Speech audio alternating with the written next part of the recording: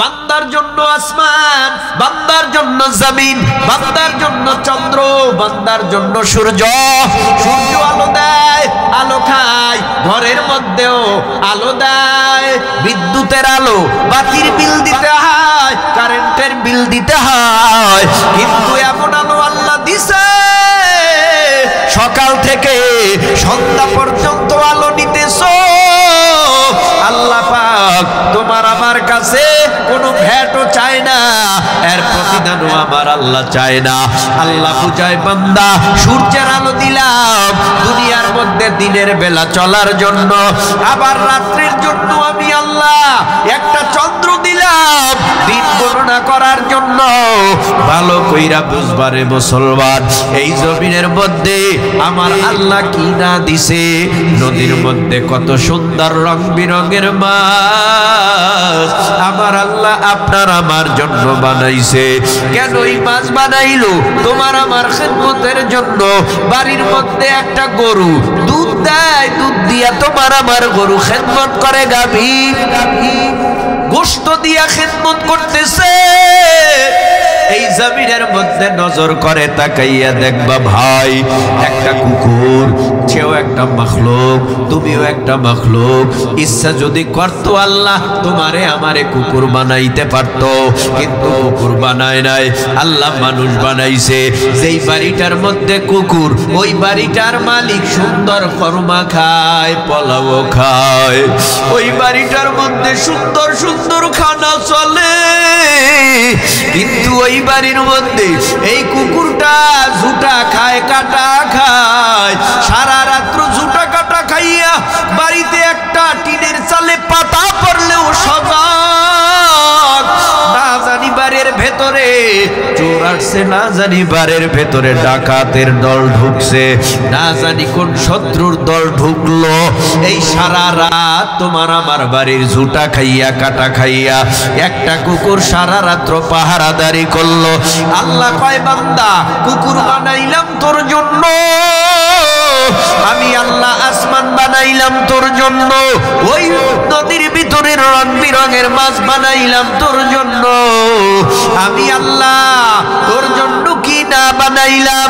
আম গাছ লাগাইলে সেটা আম ধরে, আম খাইয়া বান্দা তুমি তৃপ্তি পাও।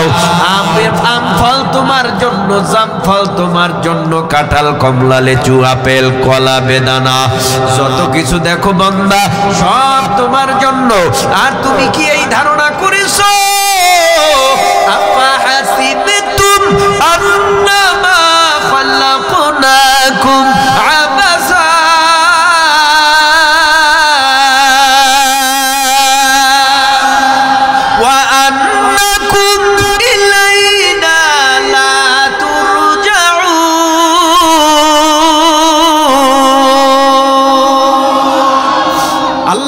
রব্বুল আলামিন বলে তোমরা কি এই ধারণা করেছো তোমাদেরকে অনর্থক বানাইলাম, বেহুদা বানাইলাম, অযথা বানাইলাম? আবার তোমরা এইটাও কি ধারণা করো আমার দিকে ফিরে আসবা না? হে যুবকের দল, হে বৃদ্ধ বাবা, একটু জিহ্বা নাড়াইয়া উঁচু আওয়াজে বলো, আমাদেরকে আল্লাহ অনর্থক, বেহুদা, অযথা বানাইছে? কথা বলেন না কেন? কষ্ট হইতেছে আপনার? তাহলে আওয়াজ যত বাড়াবেন তত আমার জন্য ভালো হবে। মহাব্বতে বলেন আমাদেরকে আল্লাহ বেহুদা বানাইছে, অনর্থক বানাইছে, অযথা বানাইছে। আল্লাহ কয় না না, তাহলে কেন বানাইলাম? আল্লাহ অন্য আয়াতে বলে ওয়াম্মা খালাকাতুল জিন্না ওয়াল ইনসা ইল্লা লিয়াবুদুন।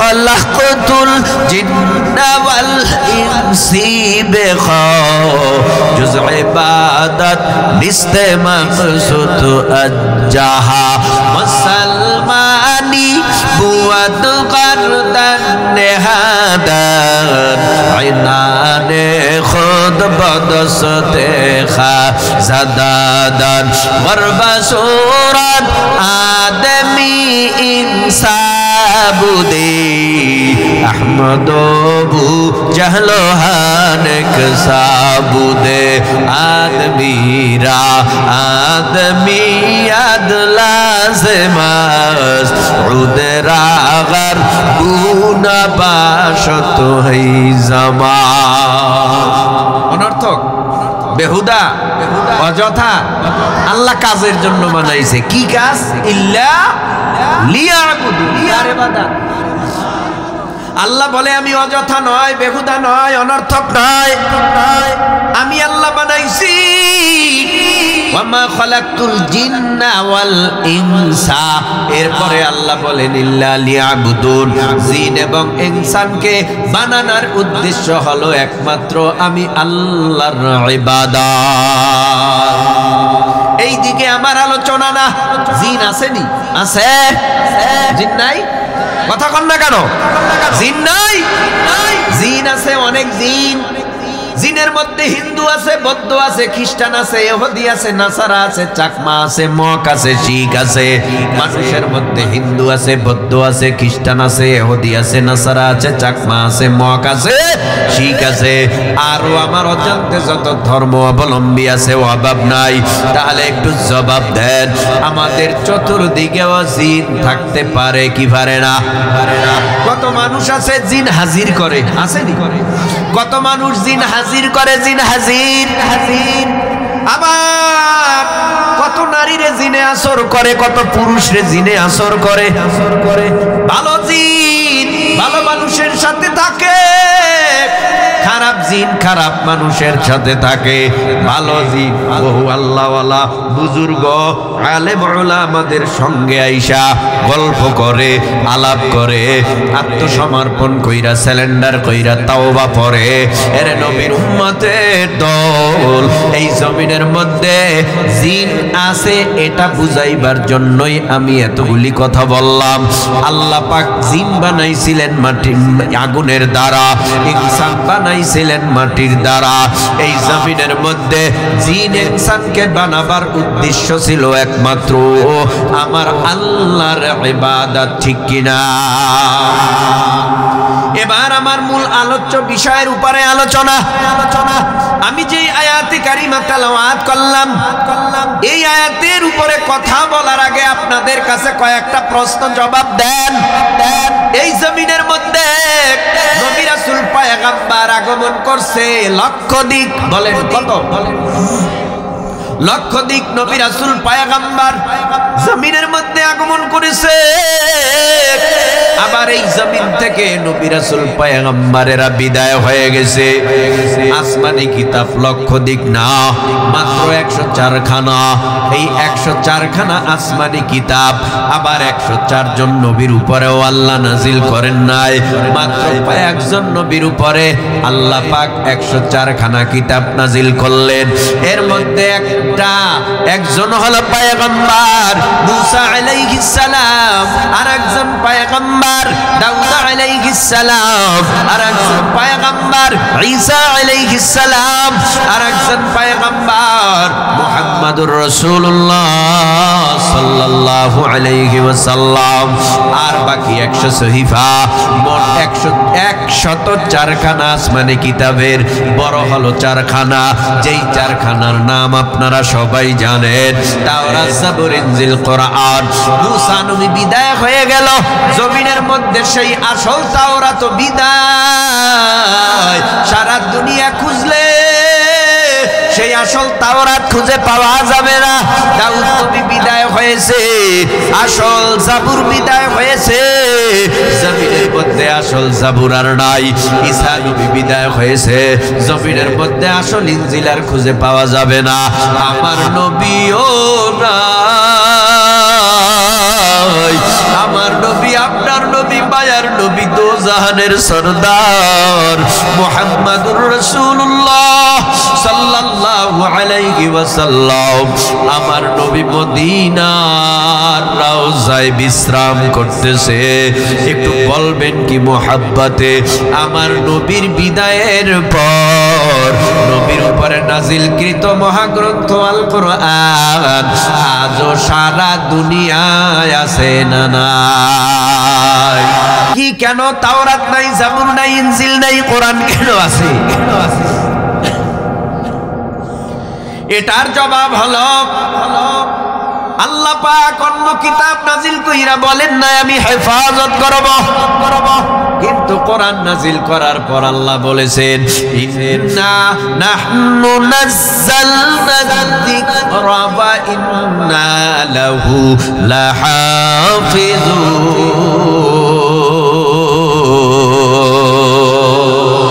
এই কালামে জিন্দা কুরআনে হাকিম হিকমতেও লা ইয়াজালাস্তু কদিম জামিউল ইলমি ফিল কুরআনে হাকিম তাকাসুরাত আনহু আফহামুর রিজালি ওয়া কুরআন কালামুল্লাহ বাশনো কদিমাস্তি কদিমাস্তি নইন।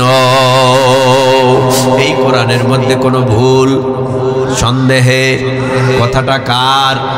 সেই কোরআন থেকে আমি আপনাদের সামনে যে আয়াতে কারিমা তেলাওয়াত করলাম সে আয়াতের উপরে আলোচনা আল্লাহ পাক রব্বুল আলামিন আমার নবী, মায়ার নবী, দয়ার নবী, দুজাহানের সরদার রহমাতুল লিল আলামিনকে আল্লাহ বলে ও পয়গম্বর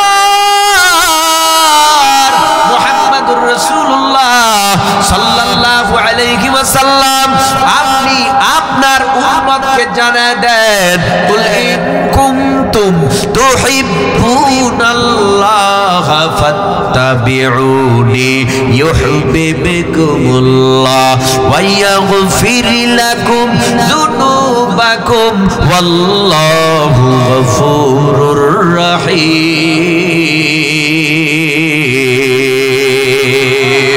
তুকু যাও সুন্নতে আহমদ কুজাবা মুহাম্মদ কাইবুয়াত নিসবত তোরা। কষ্ট হইতেছে, উঠা বসা করা যাবে না, অনেক দূর থেকে এসেছি, আপনারা উঠলে আমারে লইয়া উঠতে হবে। কি কষ্ট হয় না? ভাইরা আমার, আল্লাহর নবীকে আল্লাহ ডেকে বলে পয়গম্বর আপনার উম্মতকে আপনি জানাইয়ে দেন যারা আমি আল্লাহকে ভালোবাসতে চাই, ও নবী আপনার উম্মতকে আপনি জানাইয়া দেন তারা যেন আপনার ইত্তেবা করে, আপনার অনুসরণ করে, তাহলেই আমি আল্লাহর ভালোবাসা পাবে। আর আমি নবী আপনাকে ভালোবাসার কারণে, আপনার ইত্তেবা করার কারণে আমি আল্লাহ ওয়াদাবদ্ধ, আমি আল্লাহ ওই উম্মতের জীবনের সব গুনাহ খাতা মাফ করে দিব। নবীর ভালোবাসা, নবীর ইত্তেবা, নবীর অনুসরণ ভিতরে ঢুকাও। নবীর অনুসরণ করেছে কারা? বলে সাহাবায়ে কেরাম রিদওয়ানুল্লাহি তাআলা আলাইহিম আজমাইনরা। কেমন ইত্তেবা করেছে? বলেন নবী যদি বলছেন ডাইনে যাও তো সাহাবীরা ডাইনে, যদি বলতো বামে যাও সাহাবীরা বামে, নবী যদি বলতো সামনে আগাও সামনে যেত, পিছনে যাও পিছনে, যদি বলতো দাঁড়াইয়া থাকো দাঁড়াইয়া। তার মানে নবীর কমান ছাড়া একটা কাজও সাহাবায়ে কেরাম করে নাই। সুবহানাল্লাহ।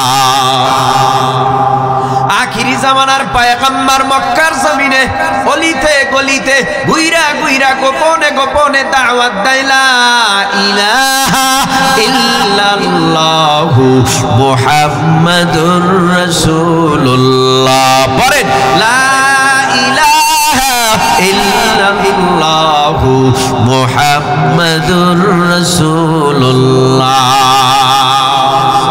সাল্লাল্লাহু আলাইহি ওয়াসাল্লাম মক্কার জমিনে একদিন দুই দিন না 13টা বছর কাটায় নবীর ইত্তেবা কেমন করেছে। নবীর একজন সাহাবী কালেমা পড়ার পর নবীর ডাইনে বামে সামনে পিছনে খালি ঘুরে। নবী বলে কি ব্যাপার? কয় নবী আপনার থেকে যেই সুঘ্রাণ আসে আপনার কাছ থেকে আর বাসায় যাইতে মন চায় না। মজার মজার ঘ্রাণ। ও পয়গম্বর আপনার দেহের থেকে ঘ্রাণ আসে, আপনার কথার থেকে বড় মায়া লাগে, আপনার কণ্ঠের আওয়াজ এত সুন্দর লাগে, আপনার এখান থেকে গেলে আমি আর বাসায় ভালো লাগে না। আল্লাহর নবী ডেকে বলে ও ও আমার সাহাবী তুমি বুঝলাম বিয়া শাদী করছো নাকি করবা? কও পয়গম্বর আমার মতো এত বড় গরিব আর কেউ নাই, আমার মতো অসহায় আর কেউ নাই। কারণ আগেকার জামানার মানুষ প্রাথমিক পর্যায়ে কালেমা পড়ে মুসলমান হওয়ার পর এত নির্যাতন বেঈমানেরা করত, এত অত্যাচার করত, পয়গম্বরের সাহাবীরা একেবারে নিষ্পেষিত হয়ে যাইত। আবার ওখান থেকে উঠতো, রক্তে লাল হয়ে যাইত। আবার পয়গম্বর আরবি সাল্লাল্লাহু আলাইহি ওয়াসাল্লামের কাছে আইসা নবীর কণ্ঠের নুরানি রুহানি বয়ান শুনিয়া আবার দিল চাঙ্গা হয়ে যাইত। এইভাবে করে ডানে বামে সামনে পিছনে ঘুরে নবী বলে বিয়া করবানি? ও পয়গম্বর টাকা নাই পয়সাও নাই, আমার ঘর নাই বাড়ি নাই, বিয়া করলে তো ঘর লাগে, টাকা পয়সা লাগে, স্বর্ণ গহনা লাগে, কেমনে আমি বিয়া করব? আখিরে জামানার পয়গম্বর বলে আমি যদি তোমার বিয়ার ঘটক হই কেমন হয়? এবার ওই সাহাবী সাআদ রাদিয়াল্লাহু তাআলা আনহু বলে ও পয়গম্বর আমার চেহারা ভালো না, বিশ্রী চেহারা, যে আমার দিকে তাকায় মুখ ফিরাইয়া নেয়, আমার দিকে তাকাইয়া মুখ ফিরাইয়া নেয়, আমার কাছে কেউ মেয়ে দিবে না। আল্লাহর নবী বলে আমি নিজে ঘটো, আমি নিজে বিবাহ পড়ায় দেব, যাও যাও যাও। আখিরি জামানার পয়গম্বর বলে দিল অমুক জায়গায় যাও, সেখানে গিয়া বলো মদিনার থেকে আসছি, নবী পাঠাইছে তোমার মেয়ে বিয়া করার জন্য। দেরি করে নাই, নবীর কথা অনুযায়ী হযরতে সাআদ রাদিয়াল্লাহু তাআলা আনহু কালো বিশ্রী চেহারা নিয়া ওই মেয়ের বাড়ির দরজায় গিয়া সালামের জবাব আসলো। মেয়ের বাবা আয়েশা দেখে ফকিরের ভেষে একটা মানুষ দাঁড়ানো, গায়ের পোশাকও ভালো না, চেহারার কাটিনও ভালো না, দেখতে শুনতেও ভালো লাগে না। আখিরি জামানার পয়গম্বরের এই সাহাবী ডেকে বলে ও চাচা আমাকে নবী আপনার বাড়িতে পাঠাইছে আপনার মেয়ে বিয়া করার জন্য, আপনি রাজি কিনা বলেন। মেয়ের বাবা চিন্তা করে নবী যেহেতু পাঠাইছি মেয়ের কাছে জিজ্ঞেস করি আগে, আমার তো ছেলে দেখে পছন্দ হয় নাই, আমার মেয়েটা এত সুন্দর, এত সুন্দর মেয়েটা এত বিশ্রী মানুষের কাছে বিয়া দিব, এটা তো হতে পারে না। মেয়ের মতামত আনার জন্য গেল। এই মেয়ে মদিনার থেকে মেহমান আসছে, নবীর মেহমান, তুমি কি এই মেয়ে বিয়া করবা? এই ছেলে বিয়ে করবা? তবে ছেলের কোয়ালিটি ভালো না, চেহারা ভালো না, গায়ের রং ভালো না, দেখতে ভালো না, গরিব ফকির, কোরবানি বিয়া। এবার মেয়ে ডাক দিয়া কয় বাবা দুনিয়া কয়েক দিনের জন্য, ও বাবা এই দুনিয়ার থেকে আজ না হয় কাল বিদায় তো হতেই হবে, দুনিয়ার থেকে বিদায় হয়ে যাব। ও বাবা, ও বাবা, যেমন তেমন মানুষ তো বিয়ার প্রস্তাব নিয়ে পাঠায় নাই, রহমাতুল লিল আলামিন বিয়ার প্রস্তাব নিয়ে পাঠাইছে। ও বাবা এই বিয়ায় আমি রাজি হয়ে গেলাম। দৌড়াইয়া আয়েশা এবার ডাক দিয়া বলে ও নবী নবীর সাহাবী আমার মেয়ে রাজি আমিও রাজি দৌড়াইয়া সাআদ রাদিয়াল্লাহু তাআলা আনহু নবীর কাছে গিয়া বলে পয়গম্বর বিয়ায় রাজি হয়ে গেছে মেয়ের বাবা মেয়ে শুদ্ধ সবাই আল্লাহর নবী বলে তাহলে আর দেরি কেন উপস্থিত সাহাবী তোমরা কে আসো সাআদ বড় দুর্বল গরীব সাআদকে সাহায্য করতে পারবা কিনা এই সাআদকে টাকা পয়সা দিয়া বিয়ের বাজার করার জন্য সাআদ যাবে কিছু টাকা দিয়া সাহায্য করতে পারবা কিনা এক সাহাবী দাঁড়ায় গেল ও পয়গম্বর সাআদের বিয়ায় যত খরচ লাগে সমস্ত খরচ আমি সাহাবী একাই বহন করব জোরে কোন সুবহানাল্লাহ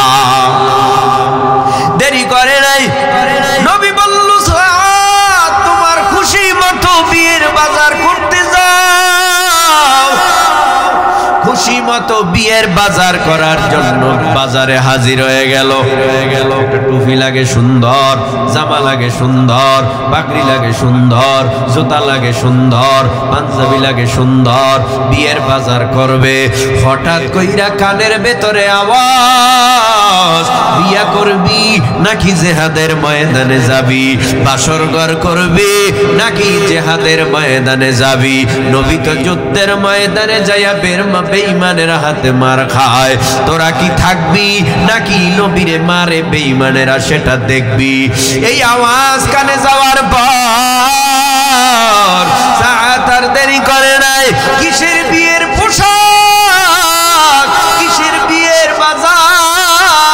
বাজার বাদ দিয়া এবার যুদ্ধের পোশাক কিনছে মাথায় যুদ্ধের হেলমেট কিনছে হাতের মধ্যে তলোয়ার ঢাল লইয়া যুদ্ধের ময়দানে যাইয়া হযরতে সাআদ বিয়ানা কইরা যুদ্ধের ময়দানে যাইয়া যুদ্ধ করিয়া দুনিয়ার থেকে বিদায় হইয়া গেল আল্লাহর পয়গম্বর যুদ্ধের ময়দানে যুদ্ধ যখন শেষ হয়ে গেল নজর করিয়া হঠাৎ তাকাইয়া দেখে যেই সাআদরে বিয়া করতে পাঠাইছিলাম ওই সাআদ বিয়ার করতে যায় নাই ওই আমার আশিক সাআদ আজকে যুদ্ধের ময়দানে শাহাদাত বরণ করছে সাআদ রে দেইগা নবী চোখের পানি ফেলায়া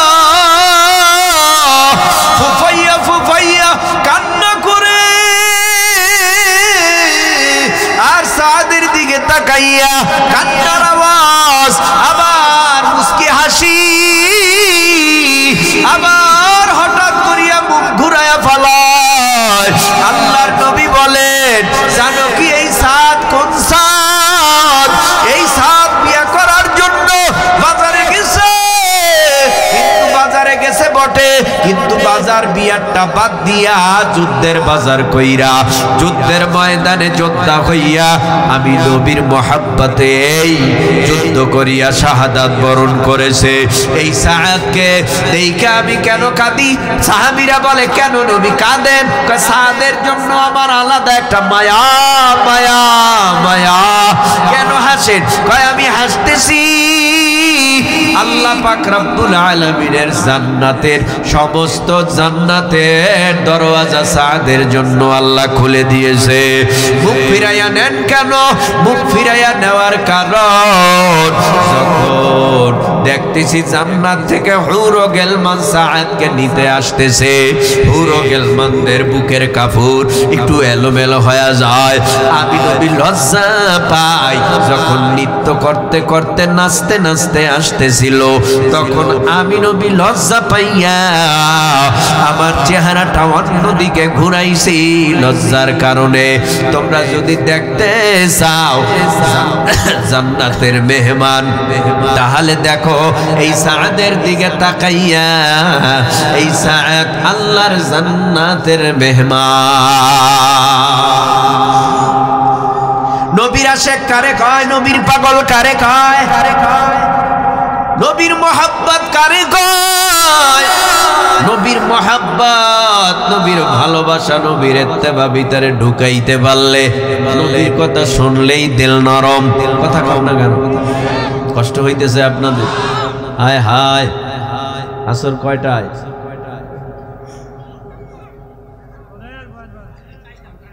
কষ্ট হইতেছে কটায়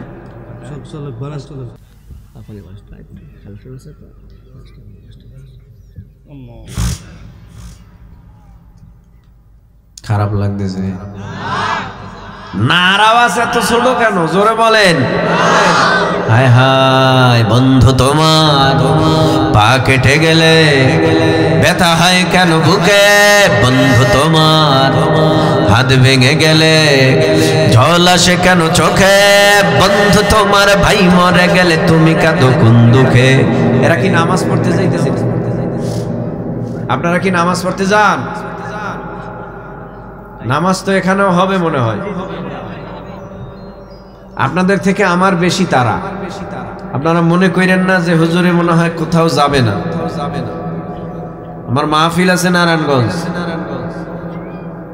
তা আপনাদের চেয়ে আমার তারা বেশি না এরপর যদি আপনারা উঠেন তো খারাপ দেখায় এগুলি তো ভালো ব্যবহার না তবে আসবেন আশা করি ইনশাআল্লাহ বলেন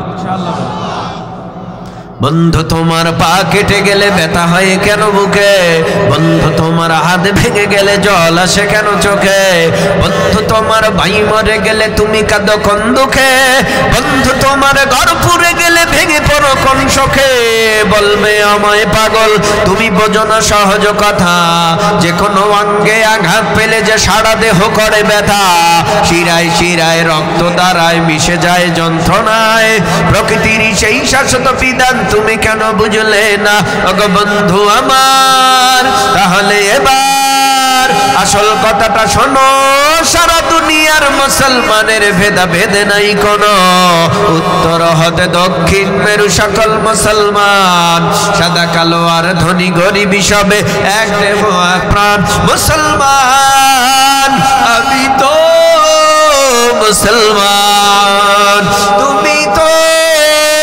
মুসলমান সবাই তো মুসলমান হে যুবক তুমি বাঙালি হও কিংবা ইন্ডিয়ান কিংবা জার্মানি জাপানি কিংবা চাইনিজ রাশিয়ান স্প্যানিশ ড্যানিশ ফরাসি কিংবা ব্রিটিশ আমেরিকান আরবিয়া জমি ইরানি তুরানি তুর্কি বা আফগান মুসলমান আমি তো মুসলমান তুমি তো মুসলমান সবাই তো মুসলমান তুমি সাদা হও কিবা কালো হও দেখো রক্ত তোমার লাল সুখী হও কিবা দুঃখে হও দেখো ঈমানের ভেজাল কাছে রাও কিবা দূরে রাও তবু কাবাই তোমার ঘর স্লোগানে তোমার কেঁপে উঠে আজ পৃথিবীটা থর থর মৃত্যু তোমায় জানাই সালাম দূরে থাকে শয়তান মুসলমান আমি তো মুসলমান তুমি তো মুসলমান সবাই তো মুসলমান হতে পারো তুমি প্রাচ্যের কিবা হতে পারো প্রতিচির হতে পারো তুমি সংসারী কিবা হতে পারো মুসাফির যদি শুনে থাকো কোথাও কখনো মাজলুমানের ডাক গৃহ পরিবার প্রেয়সী বন্ধু পরে থাক ছুটে যাও আগে দুর্বার বেগে জিহাদের ময়দান মুসলমান আমি তো মুসলমান তুমি তো মুসলমান সবাই তো মুসলমান খারাপ লাগে হ্যাঁ আল্লাহু আকবার বলে আরো জোরে বলেন পয়গম্বর আরবি সাল্লাল্লাহু আলাইহি ওয়াসাল্লাম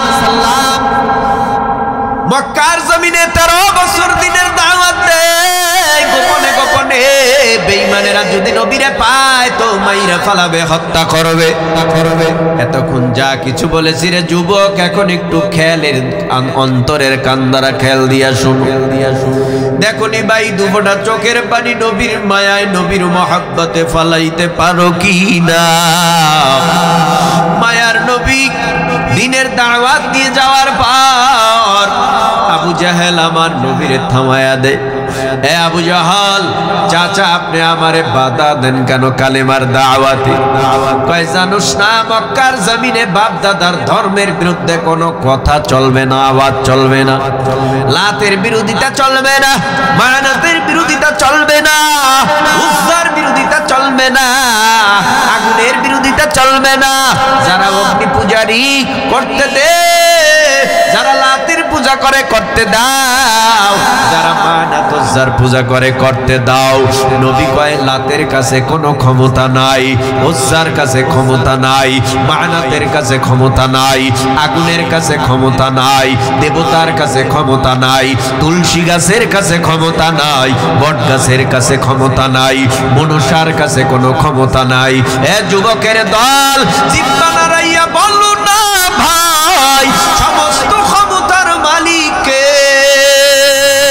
আল্লাহ। আল্লাহ ক্যা মুবারক নাম है अल्लाह, अल्लाह आशिकों का काम है अल्लाह, अल्लाह तू मेरा सत्तार है अल्लाह, अल्लाह तू मेरा गफ्फार है।